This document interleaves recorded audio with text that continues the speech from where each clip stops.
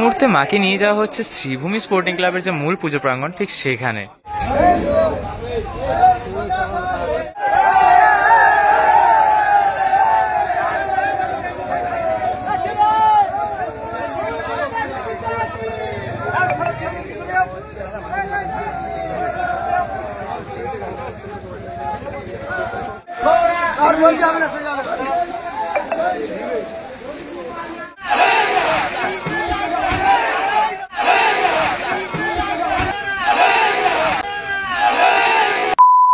Hey, what's up guys? Welcome to my new another fresh video. আজকে video title thumbnail and intro part দেখে তো বুঝেই গেছো আজকে কিন্তু চলে আসলাম প্রদীপ রুদ্রপালের যে স্টুডিও ঠিক সেখানে। আর আজকে কিন্তু 21শে সেপ্টেম্বর শনিবার আজকে কিন্তু মা দুর্গা পাড়ি দিচ্ছেন হচ্ছে শ্রীভূমির পথে।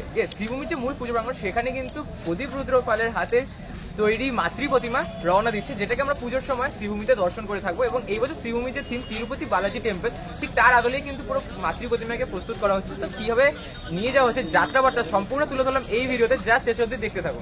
তো আমি রয়েছি পিয়ুষ দাস এবং তোমরা দেখছো বং পিয়ুষ।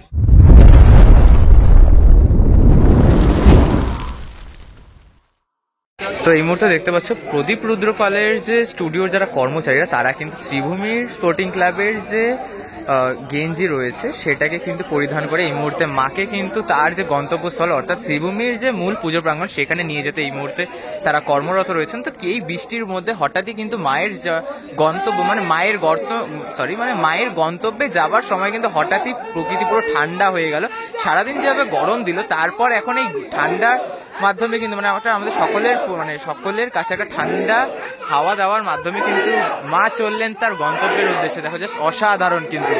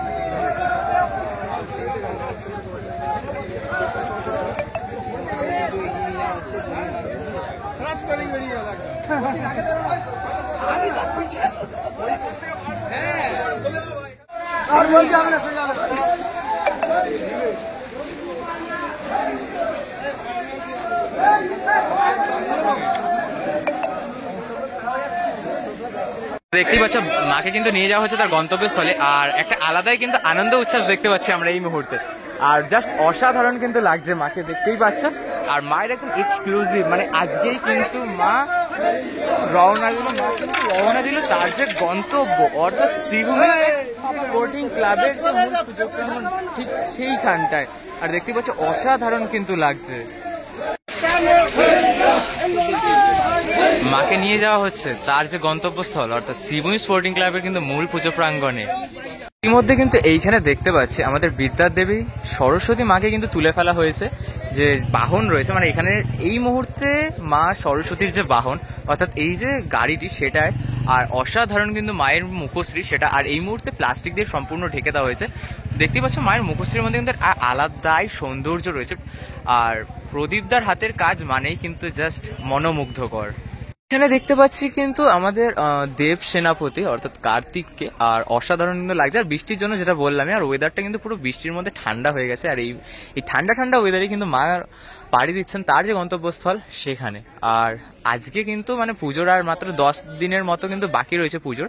আর দেখতেই পাচ্ছ অসাধারণ কিন্তু লাগছে এই কাজগুলো। আর এখানে দেখতে পাচ্ছ এই যে তোমার যদি বলি বাহন ময়ূরের যে রঙগুলো, প্রত্যেকটা রঙই কিন্তু জাস্ট অসাধারণ কিন্তু। আর অসাধারণভাবে কিন্তু সাজিয়ে তোলা হয়েছে ঠাকুরের মূর্তিগুলো। এবং এই সময় যদি বৃষ্টিটা না হতো, বিশ্বাস করো এত সুন্দর দেখতে লাগতো না মুখশ্রীগুলো, জাস্ট বলার বাইরে। তবে যাই হোক, প্রকৃতি ঠান্ডা রয়েছে, এর মধ্যেই মা এবং তার সন্তানেরা পাড়ি দেবেন তার গন্তব্যস্থলের উদ্দেশ্যে।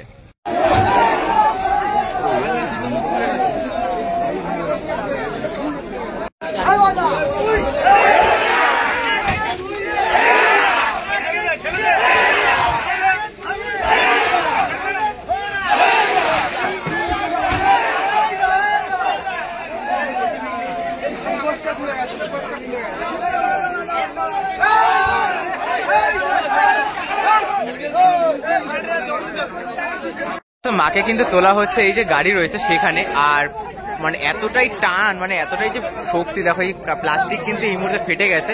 আর তার মধ্যে একটা দুর্ঘটনা হয়েছে যেটা ছোট্টের উপর বলা যায়, সিংহের যে মুখমণ্ডল সেটা কিন্তু খুলে গেছে। আর দেখতে পাচ্ছ কাকারা দাদারা কিন্তু তাদের যে শক্তি, আর এই শক্তি কিন্তু মাই তাদেরকে প্রদান করে থাকে মাকে এইভাবে তার গন্তব্যস্থলে পৌঁছে দেওয়ার জন্য। জাস্ট অসাধারণ কিন্তু লাগছে, দেখতেই পারো, দেখ জাস্ট অসাধারণ, একদম একটা আলাদাই কিন্তু মুখমণ্ডল, একটা আলাদাই কিন্তু আমেজ আমাদের মধ্যে এই মুহূর্তে কাজ করছে। এই মুহূর্তে দেখতে পাচ্ছ দেবী লক্ষ্মীকে নিয়ে যাওয়া হচ্ছে। আর অসাধারণ, এই ক্ষেত্রে কিন্তু দেখো মায়ের যে মুখশ্রীতে একটা প্লাস্টিক রয়েছে, জাস্ট অসাধারণ ভাবে কিন্তু নিয়ে যাওয়া হচ্ছে মাকে তার গন্তব্যের উদ্দেশ্যে।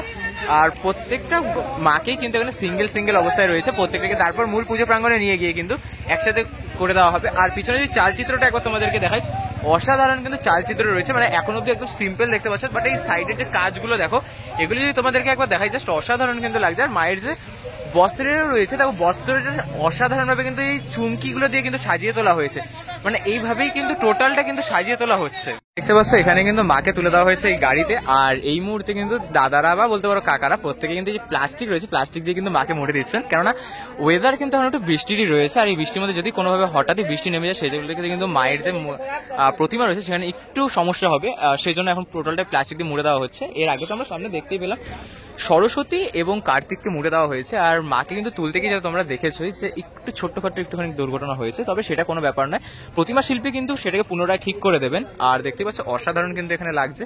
আর যেহেতু রাতের বেলা, তার মধ্যে একটু লাইটটা এমনভাবে রয়েছে, দেখো ওই যে লাইট আর একদম লেভেলে রয়েছে, সেই জন্য মায়ের মুখটা একটু কালো কালো লাগছে।